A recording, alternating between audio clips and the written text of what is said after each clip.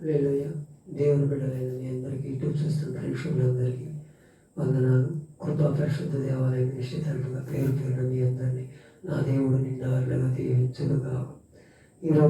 ఈరోజు మనం ఒక అధ్యాయాన్ని చదువుతాం. ఆది కాండము 4వ అధ్యాయము 9వ వచనం నుంచి చదువుతాం.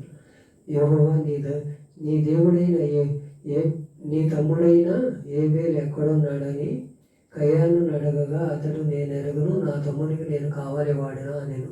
అప్పుడు ఆయన, నీ చేసిన పని ఏంటి? నీ తమ్ముడి రక్తము నీ యొక్క స్వరము నాలలో ఉంది నాకు మొరపెట్టుచున్నదని తెలియజేశాడు దేవుడికి అన్నీ తెలుసు, మనమేదో తెలియదు. నేనేదో తప్పు చేసేసాను, నేనేదో పుణ్యాత్తుని, నేనేదో అన్ని ఘనకార్యాలు చేశాను అనుకుంటాం. కానీ మన నడకలన్నీ కూడా ఆయన పరిశీలన చేసేవాడు. అలాంటి వాడి దగ్గర దాసాడు ఆయన. ఎందువలన? కయ్యాను అర్పిస్తేనేమో అదేమో ఇది కాదు, ఇదేమో శ్రేష్టమైన అట్లు ఒప్పించాడని దేవుడు